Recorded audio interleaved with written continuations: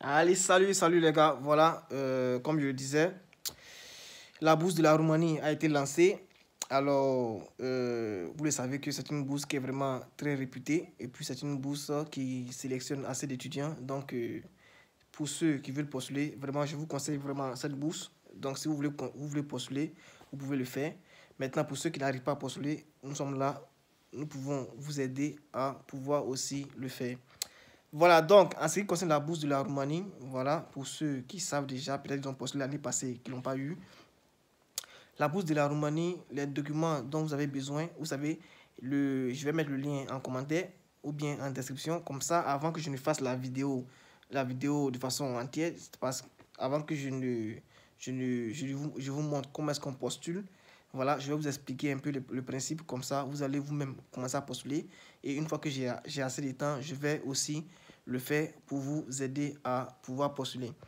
Voilà, donc la bourse de la Roumanie, c'est une bourse qui était réputée. Voilà, donc pour postuler la bourse de la Roumanie, c'est très simple.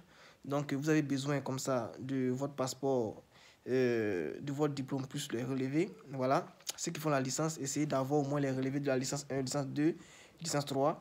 Et ceux qui veulent postuler pour la licence, voilà, essayez au moins d'avoir votre bac, votre diplôme de baccalauréat, plus le relevé qui est associé au diplôme de baccalauréat. Et aussi, si vous avez la possibilité d'avoir vos relevés de la seconde jusqu'à la terminale, ça va vraiment vous arranger. Je sais de quoi je parle, donc essayez de les avoir si possible, si vous pouvez les avoir. Voilà, donc le passeport, le bulletin plus les relevés, voilà, et le diplôme plus les relevés plutôt, voilà, et vous devez avoir aussi votre extrait de naissance, le CV Europass. Le CV Europass, vous allez l'avoir sur le site même de la bourse de la Roumanie, voilà, et une fois que vous finissez, deux, il y a deux documents que vous devez associer à tout cela pour pouvoir postuler. Maintenant, comment ça se passe? Où est-ce que vous devez postuler et comment est-ce que vous devez postuler? Voilà, donc comment ça se passe?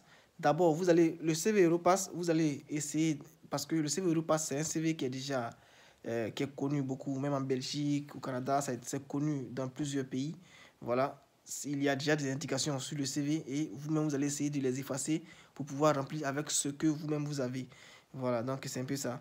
Maintenant, en ce qui concerne les éléments de comment est-ce qu'on postule, voilà, dans les normes, on postule par ambassade, vous comprenez, voilà, on postule par ambassade et il y a les ambassadeurs qui sont liés, comme je disais, vous formulez vos documents, vous les mettez de façon numérique, tous les documents, et vous mettez le document en un seul document PDF, c'est-à-dire quoi, c'est-à-dire vous rassemblez par exemple comme ça tous les diplômes.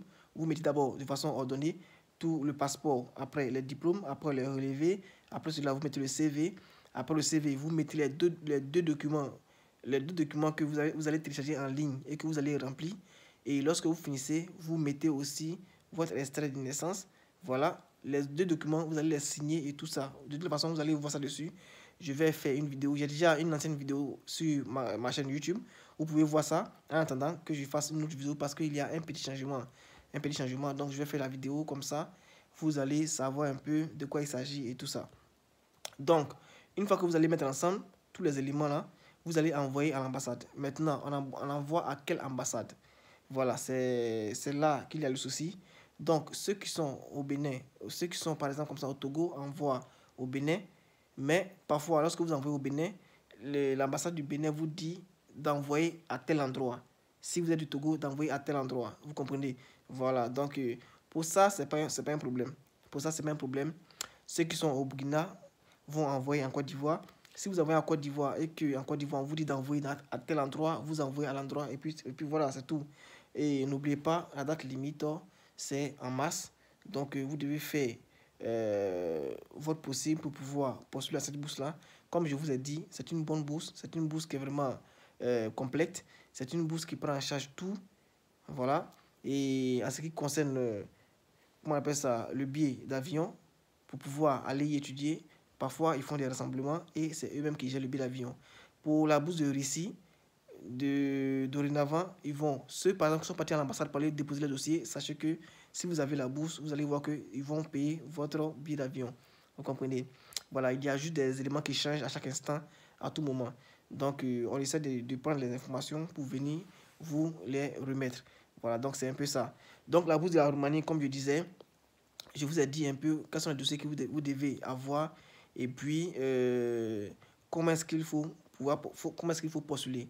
Voilà, donc je vais faire une vidéo comme ça, vous allez mieux comprendre comment ça se passe. Je vais essayer de remplir un peu pour vous montrer un peu comment ça se passe. Maintenant, ceux qui sont en train de le faire, voilà, sachez que pour pouvoir, par exemple, lorsque vous allez choisir votre faculté ou bien vous allez choisir votre université parce que vous devez choisir vos universités. Donc, pour pouvoir choisir vos universités, essayez de contacter l'université. Vous comprenez?